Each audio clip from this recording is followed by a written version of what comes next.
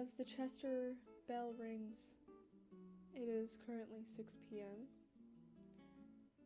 Beautiful sunny day. It is 82 degrees outside. I didn't really go outside much today. I realized something, actually. When I'm at home, I don't go outside. But when I'm here, I only want to be outside. And maybe that's because staying in this dorm is very limited. Or maybe it's because I have more things to do outside. I'm also realizing that I'm not facing the mic, so you might not hear me. But I think you're okay. Anyway, the weather has been interesting, as we all know. I don't think we need to say more or less with that. But tomorrow is gonna be another hot day.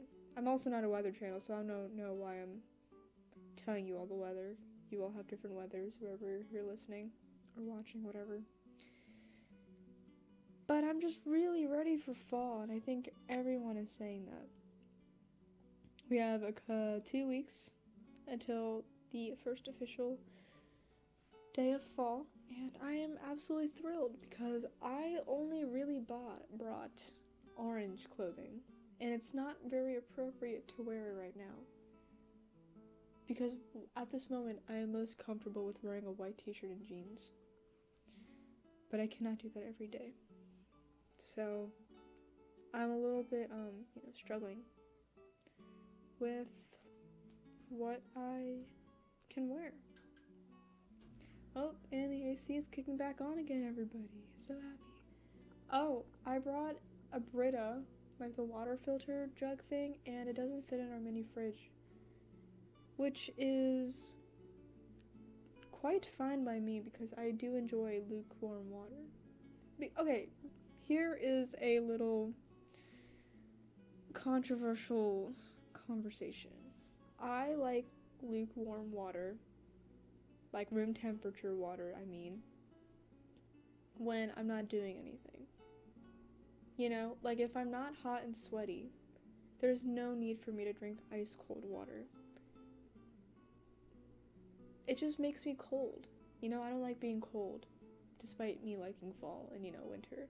But if I have no choice in how I control my temperature, like, winter, I can't control that because it's just cold outside, then I'm not gonna, force it upon myself. With a meal, I understand cold water. But then again, lukewarm, room temperature water is what your body sits at. Your body is at room temp, therefore you should. And you shouldn't. You can drink whatever temperature water you want. I literally don't care. But it's just saying I enjoy room temperature water. And I don't like when people make fun of me of that. It's not a big deal, guys. It's just water. Anyway, I'm staring at the water jug as we speak because it doesn't fit in the fridge. And also, here's the thing. Our room is at 65 degrees Fahrenheit. And I thought I would hate it, but I really do love it. It is very comfortable, and I am very thoroughly surprised. What I'm trying to say is, I'm sure the water will get colder than room temp. Because room temp is 70 degrees? 75? I don't know. Whatever it is, it's warmer than the room. And, the water probably will get a little bit cold, which is thrilling, in my opinion. Yeah, so I came back to my dorm today. I went home for Friday, Saturday, Sunday, and a little bit of today, Monday. And, first time coming home, it was very thrilling. Not even thrilling. I don't know why I'm using that word right now. It was wholesome. It's a good one to say. Second time coming home, which was this time, I kind of just wanted to go back after Sunday, mid-Sunday afternoon. I was like, okay, I'm good now. I can go back. Not that I don't appreciate being home. It's just there's really nothing for me to do at home. I did bring my schoolwork, but, why would I do schoolwork at home? My brother isn't home. you know, I can't annoy my mom all day. You know, I don't really want to go out all the time either, so it's just like, what am I supposed to do at home? I did sleep a lot, actually. You know, did run some errands that need to be run because I don't have my car here, which is slightly annoying, but I'm not too mad about it. But yeah, you know, it was nice being home, but I understand now that I don't want to be home all the time, despite how close I am to home. So yeah, here I am. I'm back. Oh my gosh, I can talk about this. We had to read I guess a chapter of a book. I'm not sure what it was, but it was an excerpt. Maybe it's a prose. It might be a prose. Whatever it was this girl that, oh, there's like 2 different stories. There's like 3 different stories. All right. So her name is Claire. She had a friend, Angela, best friends for the entire world. Both of their mothers get cancer. Angela's mother survives, Claire's mother does not. And then, so Claire never talks to Angela again because she's resentful. And then Angela has a brother, Aaron. Claire and Aaron don't have a thing, but they did sleep together. Okay, so that's one story. That's like 1.5 stories, the whole Aaron thing. The second story is Claire's father marries another woman. Claire hates her, doesn't even go to the wedding.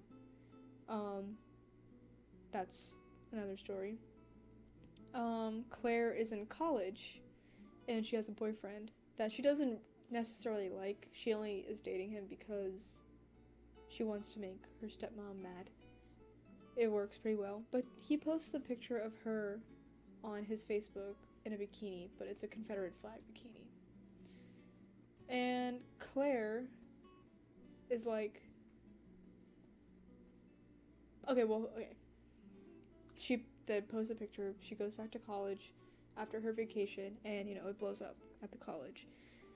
And people are mad at her, and they, like, send her death threats and everything. And Claire just is not fazed by it. Well, she is a little bit fazed, but she's like, it's just, she has multiple points. One point is the Confederate lost the Civil War, so it's not a big deal. Second point is it's just clothing.